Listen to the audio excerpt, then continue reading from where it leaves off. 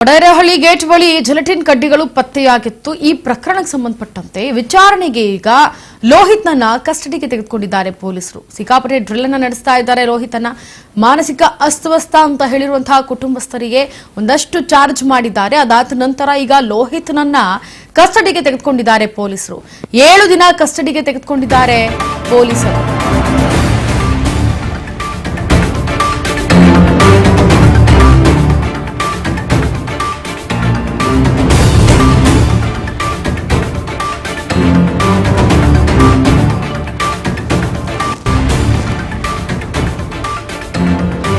ವಡೇರಹಳ್ಳಿ gate ಬಳಿ gelatine ಕಡ್ಡೆಗಳು ಪತ್ತೆಯಾಗಿತ್ತು. Modi ಅವರು ಸಂಚರಿಸುವಂತಹ ಮಾರ್ಗದಲ್ಲಿ ಈಗ ಇದಕ್ಕೆ ಸಂಬಂಧಪಟ್ಟಂತೆ ಲೋಹಿತ್ ಪೊಲೀಸರಿಗೆ ಕರೆ ಮಾಡಿ ಬೆದರಿಸಿದ್ದ.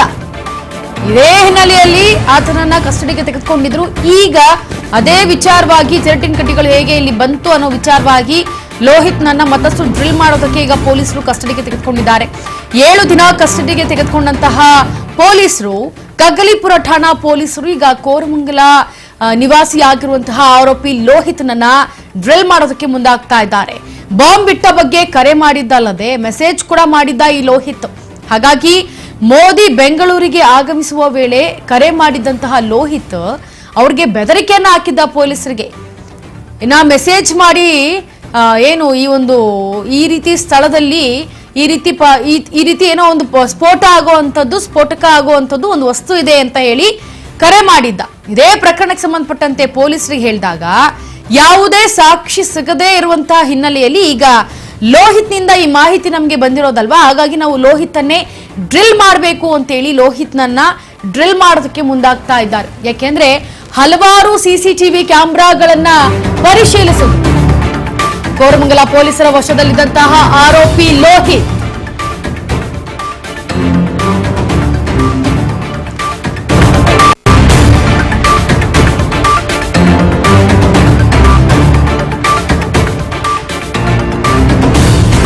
ಕೋರಮಂಗಲ ಪೊಲೀಸರ ಈಗ ವಿಚಾರಣೆಯನ್ನ ನಡೆಸೋದಕ್ಕೆ ಮುಂದಾಗ್ತಾ ಇದ್ದಾರೆ. ಕೋರಮಂಗಲ ಪೊಲೀಸರ ವಶದಲ್ಲಿದ್ದಂತಹ ಆರೋಪಿ ಲೋಹಿತ್ ಇದೀಗ ಹೆಚ್ಚಿನ ಮಾಹಿತಿಗಾಗಿ ವಶಕ್ಕೆ ಪಡಿತಾ ಇದ್ದಾರೆ. ಕಗ್ಗಲೀಪುರ ಪೊಲೀಸರು ಮಾನಸಿಕ ಅಸ್ವಸ್ಥತೆ ಈತ ಅನ್ನೋ ಬಗ್ಗೆ ಪೊಲೀಸರು ಮಾಹಿತಿಯನ್ನು ಕೂಡ ರವಾನಿಸಿದ್ದಾರೆ. ಕೋರಮಂಗಲ ಪೊಲೀಸರ ವಿಚಾರಣೆಯಲ್ಲಿ ಈತ ಅಸ್ವಸ್ಥ ಅನ್ನೋದು ತಿಳಿದು ಬಂದಿದೆ. ಕೋರಮಂಗಲ ಪೊಲೀಸರ ವಶದಲ್ಲಿದ್ದಂತಹ ಆರೋಪಿ ಲೋಹಿತ್ನನ್ನ ಈಗ ವಶಕ್ಕೆ ಪಡೆದುಕೊಳ್ತಾ ಇದ್ದಾರೆ ಮತ್ತಷ್ಟು ಡ್ರಿಲ್ ಅನ್ನ ನಡೆಸೋದಕ್ಕೆ. ಯಾಕಂದ್ರೆ ಕೋರಮಂಗಲ ಪೊಲೀಸರು ತನಿಖೆಯನ್ನ ಮಾಡುವಂತಹ ಸಂದರ್ಭದಲ್ಲಿ ಗೊತ್ತಾಗಿರೋದು ಈತ ಮಾನಸಿಕ ಅಸ್ವಸ್ಥ ಅಂತ. ಈಗ ಕಗ್ಗಲೀಪುರ ಪೊಲೀಸರು ಈ ಹೆಚ್ಚಿನದಾಗಿ ಮತ್ತೆ ವಿಚಾರಣೆ ನಡೆಸೋದಕ್ಕೆ ಈಗ ಲೋಹಿತ್ನನ್ನ ತಮ್ಮ ಕಸ್ಟಡಿಗೆ ತೆಗೆದುಕೊಂಡಿದ್ದಾರೆ ಕೋರಮಂಗಲ ಪೊಲೀಸರಿಂದ. ಸೊ ಒಂದಷ್ಟು ಕೋರಮಂಗಲ ಪೊಲೀಸರು ಏನು ಸ್ಟಡಿ ಮಾಡಿ ಈತನ ಬಗ್ಗೆ ತನಿಖೆಯನ್ನ ಮಾಡಿರ್ತಾರೆ, ಅದನ್ನ ಕಗ್ಗಲೀಪುರ ಪೊಲೀಸರಿಗೆ ಮಾಹಿತಿಯನ್ನ ರವಾನಿಸಿರ್ತಾರೆ. ಅದರ ಆಧಾರದ ಮೇಲೆ ಮತ್ತೆ ಅವರದೇ ಆದಂತಹ ಆಂಗಲ್ಸ್ ನಲ್ಲಿ ಬೇರೆ ಬೇರೆ ವಿವಿಧ ಆಯಾಮಗಳಲ್ಲಿ ಲೋಹಿತ್ನನ್ನ ಡ್ರಿಲ್ ಮಾಡೋದಕ್ಕೆ ಮುಂದಾಗ್ತಾ ಇದ್ದಾರೆ ಕಗ್ಗಲೀಪುರದ ಪೊಲೀಸರು. ಯಾಕಂತಂದ್ರೆ ಈ ರೀತಿಯಾಗಿ ದೊಡ್ಡ ಮಟ್ಟದಲ್ಲಿ ಜಿಲೆಟಿನ್ ಕಡ್ಡಿಗಳು ಪತ್ತೆಯಾಗಿರೋದು, ಜೊತೆಗೆ ಏನು ಆ ಬಾಂಬ್ ಸಂಬಂಧಪಟ್ಟಂತೆ ಬ್ಲಾಸ್ಟ್ ಆಗೋದಕ್ಕೆ ಆ ಟೈಮಿಂಗ್ಸ್, ಆ ದಿನವನ್ನ ನಿಗದಿ ಮಾಡಿ ಅಲ್ಲಿ ಬ್ಲಾಸ್ಟ್ ಆಗುವಂಥದ್ದು ಎಲ್ಲವನ್ನೂ ಕೂಡ ಮಾಡಿರೋದು ಯಾರು ಅನ್ನೋದು ತಿಳಿಬೇಕಾಗತ್ತೆ. ಇದ್ರ ಬಗ್ಗೆ ಹೆಚ್ಚಿನ ಮಾಹಿತಿಯನ್ನ ಕೊಡೋದಕ್ಕೆ ನಮ್ಮ ಪ್ರತಿನಿಧಿ ಶಿವು ದೂರವಾಣಿ ಸಂಪರ್ಕದಲ್ಲಿ. ಶಿವು, ಈಗ ಲೋಹಿತ್ನನ್ನ ವಿಚಾರಣೆಗೆ ತೆಗೆದುಕೊಂಡಿದ್ದಾರೆ. ಯಾಕೆಂದ್ರೆ ಹಲವಾರು ಸಿಸಿಟಿವಿ ಕ್ಯಾಮೆರಾಗಳನ್ನ ತನಿಖೆ ಮಾಡಿದ್ರೂ ಕೂಡ ಅಲ್ಲಿ ಯಾರು ಇಟ್ಟಿದ್ದಾರೆ ಜಿಲೆಟಿನ್ ಕಡ್ಡಿಗಳು ಅನ್ನೋದು ಪತ್ತೆ ಆಗಿಲ್ಲ. ಇದ್ರ ಬಗ್ಗೆ ಮತ್ತಷ್ಟು ಅಪ್ಡೇಟ್ ಕೊಡೋದಾದ್ರೆ, ಮೋದಿ ಹೋಗುವಂತ ದಾರಿಯಲ್ಲಿ ಜಿಲೆಟಿನ್ ಕಡ್ಡಿಗಳೇನು ಪತ್ತೆ ಆಗಿತ್ತು ಅದು ಎಲ್ಲರಲ್ಲೂ ಕೂಡ ಆತಂಕ ಮೂಡಿಸಿತ್ತು. ಕಗ್ಗಲೀಪುರ ಪೊಲೀಸರು ಆರೋಪಿಯನ್ನು ವಶಕ್ಕೆ ಪಡ್ಕೊಂಡು ಆರೋಪಿ ಲೋಹಿತ್ನನ್ನು ವಶಕ್ಕೆ ಪಡ್ಕೊಂಡು ವಿಚಾರಣೆ ನಡೆಸಿರುವಂತದ್ದು. ವಿಚಾರಣೆ ವೇಳೆಯಲ್ಲಿ ಈತ ಮಾನಸಿಕ ಅಸ್ವಸ್ಥತೆ ಈತನಲ್ಲಿ ಇರುವಂತದ್ರ ಬಗ್ಗೆ ಕೂಡ ಮಾಹಿತಿಯನ್ನು ಕಲೆ ಹಾಕ್ತಾ ಇದ್ದಾರೆ. ಆರೋಪಿ ಕೊಟ್ಟಿರುವಂತಹ ಹೇಳಿಕೆಗಳನ್ನ ಆಧಾರ ಮಾಡಿಕೊಂಡು ತಮಿಳುನಾಡಿನ ಹೊಸೂರಿನವರೆಗೂ ಕೂಡ ಹಲವಾರು ಸಿಸಿಟಿವಿಗಳನ್ನು ಪರಿಶೀಲನೆ ಮಾಡಿದ್ದಾರೆ. ಈ ವೇಳೆ ಆರೋಪಿ ಹೇಳಿರುವ ಒಂದು ಮಾಹಿತಿಗಳು ಒಂದು ರೀತಿಯಲ್ಲಿ ಸತ್ಯ ಅಂತ ಹೇಳಿ ಅನ್ನಿಸ್ತಾ ಇದೆ ಅನ್ನುವಂತ ಒಂದು ತೀರ್ಮಾನಕ್ಕೆ ಬಂದಿರುವಂತದ್ದು ಕಗ್ಗಲೀಪುರ ಪೊಲೀಸರು. ಸದ್ಯಕ್ಕೆ ತನಿಖೆಯ ಭಾಗವಾಗಿ ಕಸ್ಟಡಿಗೆ ಪಡ್ಕೊಂಡು ಆತನನ್ನ ತೀವ್ರವಾದ ವಿಚಾರಣೆಯನ್ನು ಕೂಡ ಮಾಡ್ತಾ ಇದ್ದಾರೆ. ಯಾಕೆ, ಎಲ್ಲಿಂದ ತಂದ್ರು, ಏನು, ಯಾವ ಕಾರಣಕ್ಕೆ ಅನ್ನುವಂಥದ್ದು. ಒಟ್ಟು ಮಾನಸಿಕ ಅಸ್ವಸ್ಥನ ಈತ ಅಥವಾ ಈತ ಕೊಡ್ತಿರುವಂತ ಹೇಳಿಕೆಗಳು ಸರಿ ಇದೆಯಾ, ಈ ಎಲ್ಲವನ್ನೂ ಕೂಡ ಈಗ ಕಗ್ಗಲೀಪುರ ಪೊಲೀಸರು ತನಿಖೆಯನ್ನ ಚುರುಕುಗೊಳಿಸಿರುವಂತದ್ದು. ಸಾಕಷ್ಟು ಮಾಹಿತಿಗಳನ್ನು ಕೂಡ ಪಡ್ಕೊಳ್ತಾ ಇದ್ದಾರೆ.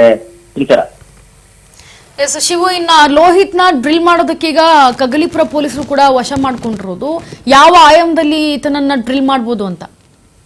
ಯಾವ ಕಾರಣಕ್ಕೆ ಇಲ್ಲಿ ಈ ರೀತಿಯಾಗಿ ಈ ಒಂದು ಜಿಲೆಟಿನ್ ಕಡ್ಡಿಗಳನ್ನ ಹಾಕಿದ್ದ, ಸೊ ಅದರಲ್ಲಿರುವಂತ ಅಂಶಗಳೇನು, ಈತನ ಯಾರನ್ನ ಡಿಮ್ಯಾಂಡ್ ಮಾಡ್ತಾ ಇದ್ದ, ಏನು ಈತನ ಉದ್ದೇಶ ಆಗಿತ್ತು, ಈ ಎಲ್ಲವನ್ನು ಕೂಡ ಈ ಎಲ್ಲಾ ಆಂಗಲ್ ಗಳಿಂದ, ಮತ್ತೆ ಈತ ಎಲ್ಲಿಂದ ಬಂದ, ಇಲ್ಲಿ ಇದ್ದ, ಈಗ ಕೊಡ್ತಾ ಇರುವಂತ ಹೇಳಿಕೆಗಳು, ಕೊಡ್ತಾ ಇರುವಂತ ಹೇಳಿಕೆಗಳಿಗೆ ಅವನ ಮಾನಸಿಕ ಸ್ಥಿತಿಮತಿಗೆ ಎಲ್ಲವೂ ಕೂಡ ತಾಳೆ ಹಾಕ್ತಾ ಇದೆಯಾ, ಈ ಎಲ್ಲಾ ಅಂಶಗಳನ್ನ ಇಟ್ಕೊಂಡು ಪರಿಶೀಲನೆ ಮಾಡ್ತಿದ್ದಾರೆ. ಅವ್ನು ಕೊಡೋ ಹೇಳಿಕೆಗಳ ಆಧಾರದ ಮೇಲೂ ಕೂಡ ಆ ಒಂದು ಸ್ಥಳಗಳಿಗೂ ಕೂಡ ಹೋಗಿ ಪರಿಶೀಲನೆ ಮಾಡ್ತಾ ಇರೋದು, ಸೂರ್ಯನವರೆಗೂ ಕೂಡ ಹೋಗಿ CCTVಗಳನ್ನ ಪರಿಶೀಲನೆ ಮಾಡ್ತಿರೋದು, ಕೆಲವೊಂದು ವಿಷಯಗಳು ಸತ್ಯ ಅಂತ ಹೇಳಿ ಆತ ಹೇಳ್ತಿರುವಂತ ವಿಷಯಗಳಲ್ಲಿ ಕೆಲವೊಂದು ವಿಷಯಗಳು ಸತ್ಯಾಂಶ ಕಂಡು ಬರ್ತಾ ಇದೆ ಅನ್ನುವಂತ ಒಂದು ತೀರ್ಮಾನಕ್ಕೂ ಕೂಡ ಕಗ್ಗಲೀಪುರ ಪೊಲೀಸರು ಬರ್ತಾ ಇದ್ದಾರೆ. ಇನ್ನಷ್ಟು ಮಾಹಿತಿಗಳನ್ನು ಕೂಡ ಆತನಿಂದ ಕಲೆ ಹಾಕಬೇಕಾಗಿದೆ. ಕಲೆ ಹಾಕುವಂತದ್ರಲ್ಲಿ ನಿರತರಾಗಿರುವಂತದ್ದು ಪೊಲೀಸರು ಇಂತರ. ಶಿವು, ಮತ್ತೊಂದು ಪ್ರಶ್ನೆ ಅಂತಂದ್ರೆ, ಈಗ ಏನು ಈ ಲೋಹಿತ್ ಮಾನಸಿಕ ಅಸ್ವಸ್ಥ ಅಂತ ಇವಾಗ ಗೊತ್ತಾಗಿದೆ ಅಲ್ವಾ, ನಿಜಕ್ಕೂ ಈತ ಮಾನಸಿಕ ಅಸ್ವಸ್ಥನಾ?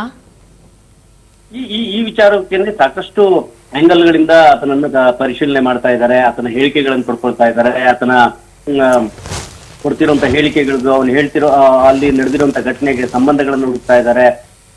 ಈತನ ಏನು ಮಾನಸಿಕ ಸ್ಥಿತಿಮಿತತೆ ಬಗ್ಗೆ ಕೂಡ ಡಾಕ್ಟರ್ಗಳಿಂದ ಮಾಹಿತಿಗಳನ್ನ, ಅವರಿಂದ ಸರ್ಟಿಫಿಕೇಶನ್ ಅನ್ನ ಪಡ್ಕೊಳ್ಳುವಂತ ಕೆಲಸವನ್ನು ಕೂಡ ಮಾಡ್ತಿದ್ದಾರೆ. ಅದನ್ನ ಏನ್ ಮಾಡಕ್ ಹೊರಟಿದ್ದ, ಈತನ ಎಲ್ಲಾ ಹೇಳಿಕೆಗಳನ್ನು ಒಂದಕ್ಕೊಂದಕ್ಕೆ ತಾಳೆ ಹಾಕುವಂತದ್ದು, ಮತ್ತೆ ಆ ಸ್ಥಳೀಯ ಮಾಡುವಂತದ್ದು, ಡಾಕ್ಟರ್ಗಳನ್ನ ಕನ್ಸಲ್ಟ್ ಮಾಡುವಂತದ್ದು, ಅವರಿಂದ ಒಂದು ಒಪಿನಿಯನ್ ಅನ್ನು ತಗೊಳ್ಳುವಂತದ್ದು, ಈ ಎಲ್ಲಾ ಆಂಗಲ್ ಗಳಿಂದ ಕೂಡ ಸದ್ಯಕ್ಕೆ ಯಾವುದೇ ಒಂದು ತೀರ್ಮಾನಕ್ಕೆ ಬರ್ತಾ ಇಲ್ಲ. ಆತ ಏನ್ ಹೇಳಿಕೆ ಕೊಡ್ತಿದ್ದಾನೆ, ಆ ಹೇಳಿಕೆಗಳಿಗೆ ತಕ್ಕಂತೆ ಎಲ್ಲ ಟೆಕ್ನಿಕಲ್ ಎವಿಡೆನ್ಸ್ ಗಳನ್ನ ಮತ್ತೆ ಸೈಂಟಿಫಿಕ್ ಎವಿಡೆನ್ಸ್ ಗಳನ್ನು ಕೂಡ ಕಲೆ ಹಾಕ್ತಾ ಇದ್ದಾರೆ. ಸೊ ಆನಂತರದಲ್ಲೇನೆ ಈತನ ಮೇಲೆ ಈತ ಅಲ್ಲಿ ಏನೆಲ್ಲ ಮಾಡಕ್ ಹೊರಟಿದ್ದ ಅನ್ನುವಂಥದ್ದಕ್ಕೆ ಒಂದು ಕನ್ಕ್ಲೂಷನ್ ಬರುವಂತದ್ದಕ್ಕೆ ತೀರ್ಮಾನ ಮಾಡಿದ್ದಾರೆ ಇಂತಿರಾ. S Shivu, thank you so much ನಿಮ್ಮೆಲ್ಲ ಮಾಹಿತಿಗಾಗಿ.